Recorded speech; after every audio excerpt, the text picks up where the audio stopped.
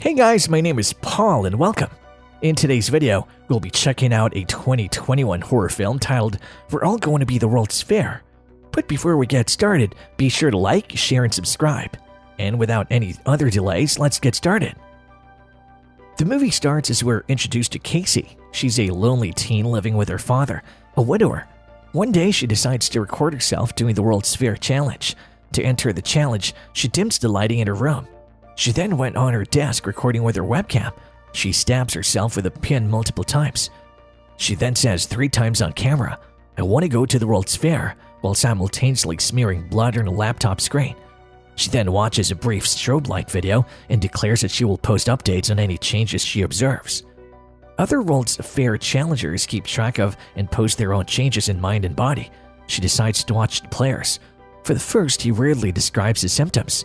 He says he feels a small green brick dropping from his throat to his stomach and then another, orange this time, and she's shaped like an L. He then adds that it took him a while to realize that it was a Tetris. He says he's playing Tetris, and that's all that he's doing. He then goes on to add that he can feel it move upwards and that it's getting closer to his neck.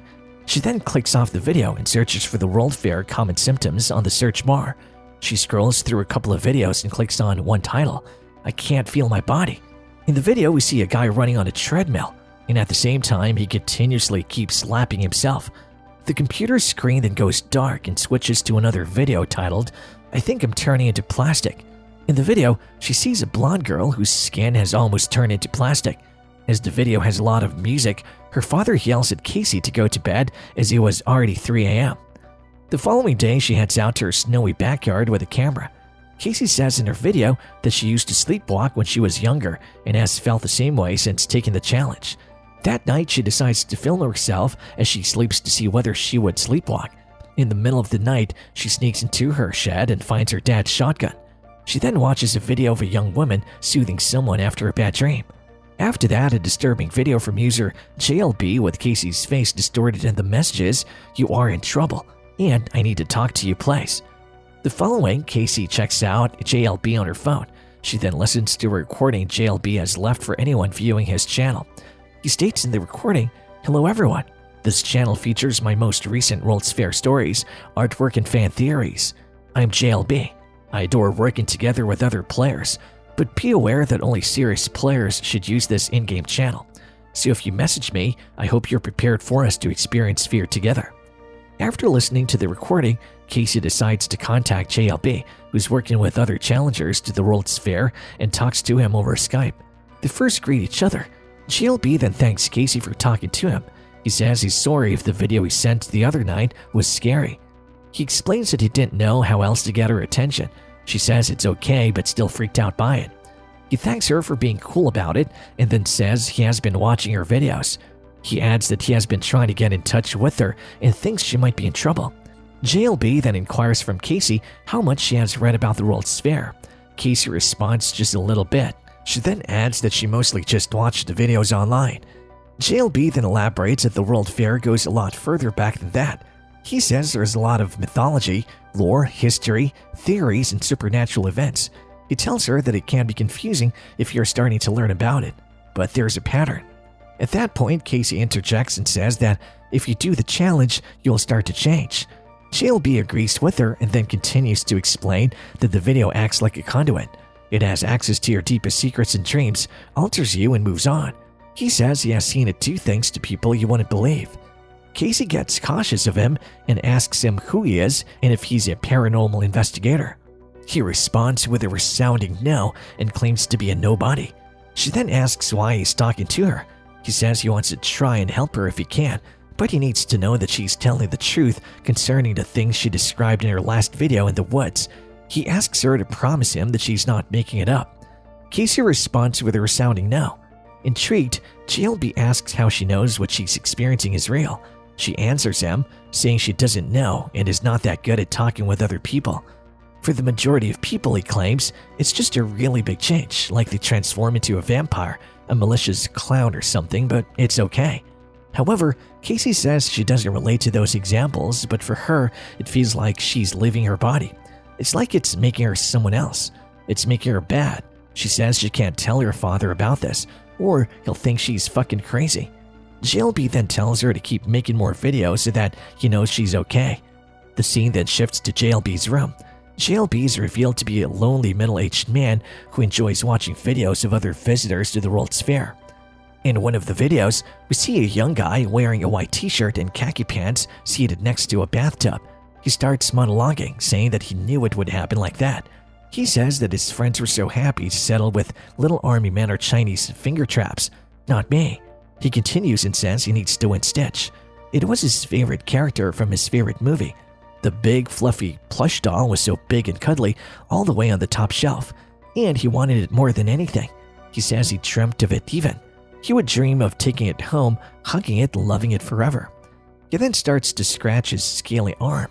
He says it's gotten worse, but it feels good. It tingles when he touches it. The guy then starts borrowing his skin using his fingers until he starts to pull out a tape of movie tickets from inside his skin and makes weird noises. JLB then continues to watch similar videos for a while. He then wakes up, heats up a cup of milk, draws a ghostly figure, and returns to his computer. JLB then watched another video that Casey made while she was sleeping. In it, she seems to pull herself out of bed while smiling menacingly.